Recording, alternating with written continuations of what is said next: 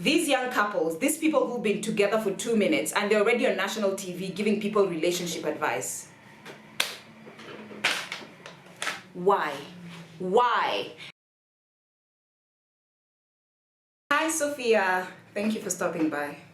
So I'm sure by now you've all heard about this whole Natalie Tewa and Arnez breakup. So for those who don't know about them, they're a Kenyan couple who people have been following because they're two very attractive young couple who seem to be having their life together and doing everything right in our social media eyes.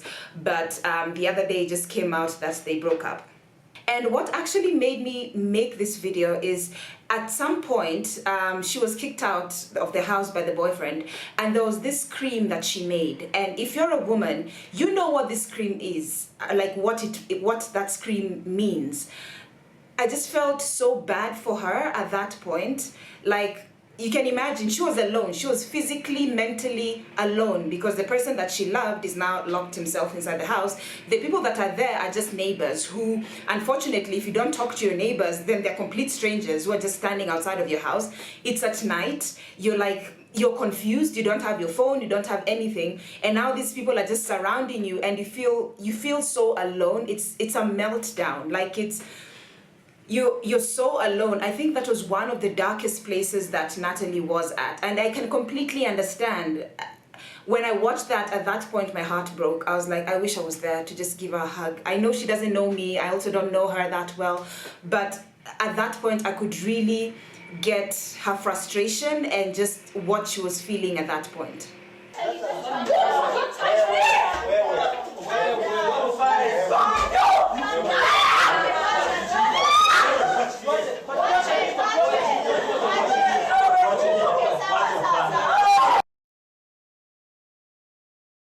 So, in defense of Natalie, yes, in defense of Natalie, I just feel like I was watching this thing and I was talking to some of my friends and they're like, you know what, we are so lucky that we went through our 20s before Instagram became the monster that it is right now. And especially, it's worse if you're in the public eye. It's okay if you're like someone like me who just nobody knows, you know.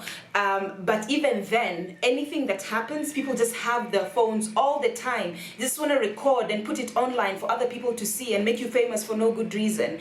I'm like, admittedly, I've done worse things in my 20s. There's so many mistakes that I did love-wise that I'm like, if I grew up, if I did those things in the Instagram age, I would have been famous by now, you know? But I'm just so lucky that I went through my 20s. I'm 31 right now, but I went through my 20s and went through all these relationship mistakes with no camera on my face. So I was allowed to have my meltdown. I was allowed to cry. I was allowed to publicly embarrass myself, but there's no record of it, you know, unless of people who just remember of it happening, but there's no record. So let's cut her some slack. You know, she unfortunately or fortunately is in the public eye, so and they expose their relationship, which means that things like this might happen. And when it happens, people are bound to celebrate. The same people who are celebrating your relationship are the same people that are celebrating your downfall. So the other thing is, I don't think it was wrong for her to show her relationship or to flaunt her relationship on the internet and especially on Instagram. I just feel, okay, personally, I don't do it. I don't post my boyfriend. I don't post anything when it comes to my relationships because that is what I prefer. That is who I am. No one told me not to post. If I want to post, I can post it anytime. But if you feel like you're the type of person that wants to post about your life and your boyfriend and your kids and everything and you want to overshare, well and good. I feel it's unfair to tell people that you should not announce your relationship or you should not put your pictures up. I mean, you find someone you love and you want to express your love for them and your relationship, and you find that the best way of doing this is to put it online. Well and good. But I strongly disagree with people who say that she shouldn't have put her pictures. I mean, it's her page and she felt like she wants to put the picture to express her love. So go Natalie. And I feel like in future relationships, if you feel like you want to be posting your pictures, go on. keep posting those pictures, mama. Like, I'm not the type to post my pictures, but I love seeing other people's pictures. I love seeing other people being in love and being all lovey-dovey. It makes me happy. You know, I don't do it myself, but again, I don't discourage other people from doing it. The other issue that came up was Natalie was the one who was financing this relationship. I look at it this way. Personally, I have no problem paying for a guy. I don't. Is that at this point in my life, the way my account is set up, I cannot afford to take care of a guy. But honestly, in all seriousness, my dream is in a few years when I become like crazy rich, like if I have more than enough money, I wouldn't mind having a house husband. You know, the same way that you have a housewife, I don't mind having a house husband. So a guy who will take care of the house, take care of the kids, do the cleaning, take the kids to school and their medications and all that. Just take care of the house, and he will have my credit card. He can just be swiping as much as he wants because he's the one who's taking care of the house. And I go out in the morning, I make my money, I come back. I come back to a clean house. He's already made dinner. We put the kids to bed. We watch TV. We have sex. We sleep. You know, I don't mind that. So if Natalie felt like she had the money to take care of this guy, what's the fault in that? You know, we are all different. The fact that one woman will never pay for a guy does not mean that all women should never pay for a guy. I mean, I feel like if that is what she found best, why not, Natalie? Why not? The other thing is, from what I understand from their story, is they both cheated. Like, Arnez was the first one to cheat with the baby mama, and then Natalie cheated with some other guy. So in my eyes, I'm like, but you're even now, so you should be cool. Why are you breaking up? I mean, now the scores have been settled. Now let's move on with our lives. Why are we breaking up because of this? It's like, so Arnez wanted to cheat, but when the woman cheats, oh my God, I'm now throwing you out of the house. It doesn't make sense. Like, they're even now. So honestly, I just feel bad that they broke up, because I was like, I liked watching them and seeing them grow, and I feel like this was such a small matter. To me, it's a small matter because they both cheated. You're now even. Move on with your lives. So, I have learned several lessons from this whole breakup that happened, and one of the major ones that I learned is, if you're not married to someone, please keep your accounts separate. And I don't mean just bank accounts, I mean even for social media, because I remember there's a video where they did an interview and they said that they have each other's passwords for social media, and they check everything, they check their inboxes. And I remember feeling a bit uneasy when I saw that, because it's like, yeah, you might love the guy, but do you really want to give up everything, you know, when it comes to passwords and things like that? And especially for someone who's a content creator, your YouTube, your social media is your money, so that's your job. So you're giving away your work, you know, and that's exactly what happened. As much as Arnez was the one who was creating the content, like filming and everything, Natalie was the star of the show, so it was her business, it was her job. And I just feel it was very childish for Arnez to delete all that content, because at the end of the day, they could have come up with a solution of how to share the money, you know, because I believe it was all about Arnez is the one who actually did the filming and the editing, so he felt he has a right. So it's the same way as if you're married and you buy a house and then you break up, then the guy burns down the whole house. It doesn't make sense. Why don't you just sell the house and get 50-50? And in this case, why don't you just keep the videos and then agree on how you're going to share the revenue that comes out of it? And also for Arnez, this could have been like videos that he presents to future clients as, hey, I'm a videographer and this is the work that I've done. But going online and just deleting, I know he did it out of emotion, and I feel like maybe a few weeks down the line, he's gonna sit down and be like, ah, I screwed up. I should have never deleted it. It's just things that you do out of emotion because of what you're feeling at the moment. But because Natalie was careless enough to give this guy all the passwords, that's what happened. The next one is, as a couple, if you have to work together, then have a contract. And when I talk of a contract, don't think of like going to a lawyer and going through that whole process. I'm talking even if it's a simple email that you draft to each other saying that these are the terms and conditions that you work under. And when I talk of contracts, people think that it means that you don't trust the other person. I don't believe in that. I mean, just a month ago, I had a very big deal that needed a lot of money, so my brother had to fund that project. And even with that, I still had to write down just a simple email explaining how the project is going to go, how the money is going to be used, and how much he's going to get in return. Even though we'd already verbally discussed it, I still had to write an email, send it to him, and he had to reply and say, yes, I am in agreement of what we've talked about. I love my brother, he loves me, we trust each other 100%, but still something had to be put in writing. So I feel like if Natalie had such an agreement with the boyfriend, or the ex-boyfriend rather, then I don't think he would have gone ahead and deleted all that stuff. And if he did, then Natalie would have had grounds to sue. But at this point, it's like, there's nothing you can do. The other thing, and I think this, I'll do a future video of things that I learned in my 20s, is do not move in with a guy.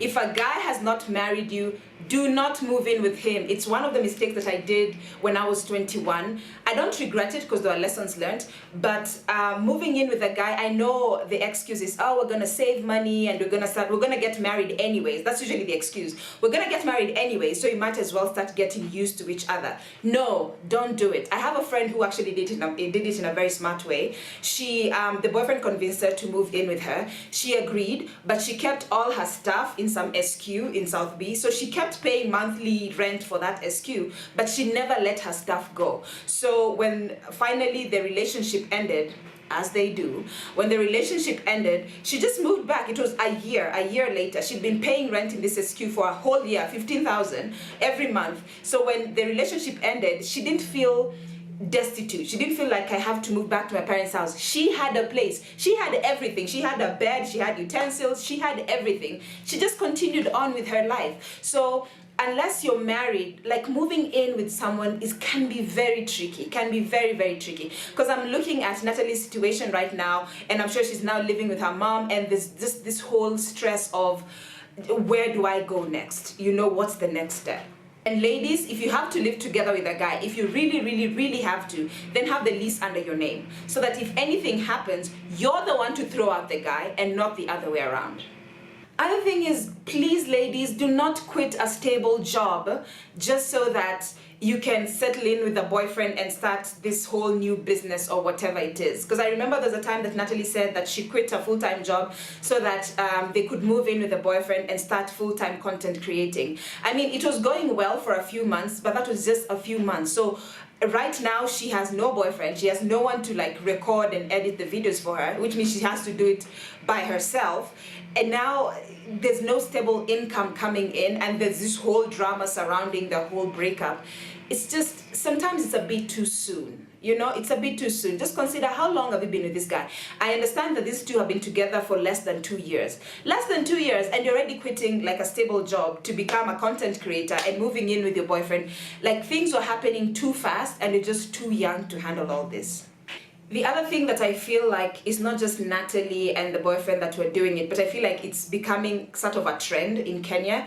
These young couples, these people who've been together for 2 minutes and they're already on national TV giving people relationship advice. Why? Why? I've literally seen an interview of people who've been married 3 months. I kid you not. They've been married 3 months and they're on national TV giving advice to people about marriage. I'm like, how? Okay, I admit I am not married, but I cannot take advice, especially marriage advice, from someone who's been married 3 months. What is 3 months? What is 3 months for you to be sitting on national TV telling us about, oh, this is how you handle a marriage? And it goes to relationships as well. Like, I honestly will respect you if you're past 5 years. If you're past 5 years of a relationship or being married, then I can listen to what you're trying to tell me. But otherwise, these guys, I saw their interview, the Vivo interview, which was a bit cringeworthy at some point. But they were giving people advice on how they work out their relationships and fighting. And speaking of that video, why was Arnez on his phone the whole time? Like, I felt such disrespect, and I think it told me a lot about the character of the person. Because I'm like, I'm sure this interview did not take more than half an hour. Did you literally have to be on your phone the whole time? And I think that's where if you go back onto that video, that's where you start seeing the cracks in this relationship. Like, he wasn't just, there's just something odd about this guy. But anyways, the point is, please stop giving us relationship advice if you're not 5 years and above. Also, another thing that people usually do, both men and women, when they break up, a woman will always complain that the guy had a small dick, and a man will always complain that the woman had a big vagina. I don't know why people resort to that. I don't understand. Like, when you are having sex with my big vagina, you are not complaining. But now that we've broken up, oh, she had a big vagina. Oh, his dick was too small. It's very childish, very stupid. And in Natalie's case, she started talking about how Arnez was broke. And I'm like, yeah, you are not complaining when you're in love. You're not complaining of how broke he is. So when you break up, stop complaining about the being broke. The being broke is just shows a lot of immaturity from your side. So just no. And I think the last one and the biggest lesson that I've learned is, don't let Instagram pressure you. And I think I've talked about this several times before to you, Sophia.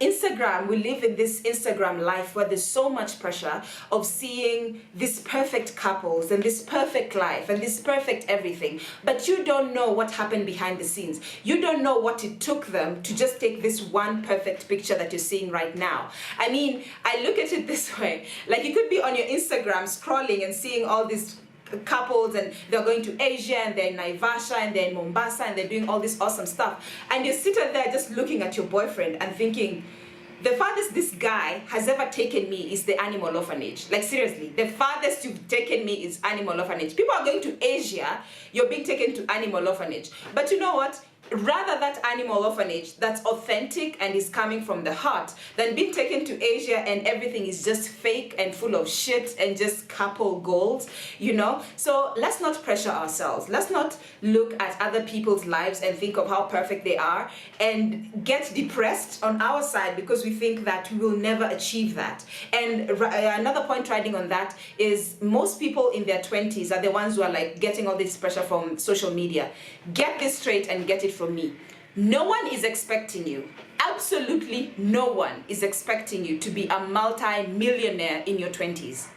Literally no one. No one is expecting you to. I mean, if it happens for you, well and good, but you're the exception, you're not the rule. Most people will not have a car in their 20s. Most people will not have a steady job in their 20s. Most people will not find a partner in their 20s. Most people will not have financial stability in their 20s. Most people will not have kids in their 20s. So wherever you are, whichever position you're at, you're doing just fine. You're doing the best that you can. Trust me, you're doing the best that you can. Don't let social media pressure get into your head. If there are any lessons that you have learned from this whole relationship couple goal saga, please leave a comment down below and let's talk about this. Let's be respectful of what Natalie and Arnez is going through, because this is a public breakup. Let me know if there's any lessons that you've learned. My name is Abby. I make videos every Thursday and every Sunday. Sometimes there will be a bonus video. Please subscribe to my channel if you haven't. Share this video